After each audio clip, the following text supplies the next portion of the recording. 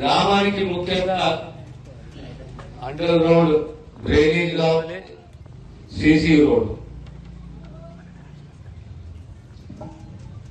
సరే, school building నిర్మాణము, మరమ్మత్తు, కొత్త బిల్డింగ్ లేదా సబ్ సెంటర్ కు పంపడాలు,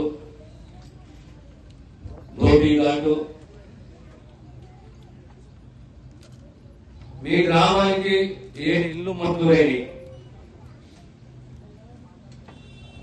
నలుగురు కట్టుకుంటారు, ముగ్గురేమో కట్టుకునే పరిస్థితులు లేమంటున్నారు. ఇంకా 10 మంది ముందుకు వచ్చి మేము కట్టుకుంటాము అని చెప్పి 10 మంది రాని 20 మంది రాని ఎంతమంది అయితే ధైర్యంగా ముందుకు వచ్చి మీరు కట్టుకుంటాంటున్న ఇల్లు ఖచ్చితంగా ఆ ఇల్లు మీకు మంజూరు చేయిస్తాం. ఈ ముగ్గురు ఎవరైతే కట్టుకోమని పరిస్థితి ఉందో ఆ ముగ్గురు కూడా ధైర్యంగా ముందుకు రండి. ఏదో ఒక పద్ధతిలో మీకు ఆర్థిక సహాయం చేసే విధంగా నా బాధ్యత ఉంటుంది. మీరు కట్టుకోవాల్సిందే. ఆనాడు ఇంద్రమ్మ పేరు మీద ప్లాట్లు ఇచ్చింది,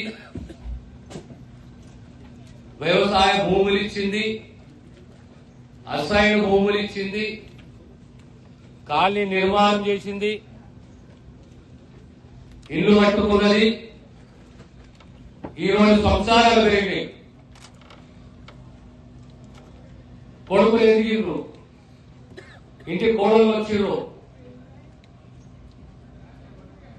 ప్లాట్లు కావాలి, ఇల్లు కావాలి. ప్లాట్లు కావాలంటే ప్లాట్ ఎక్కడ ఇచ్చుకోవాలి?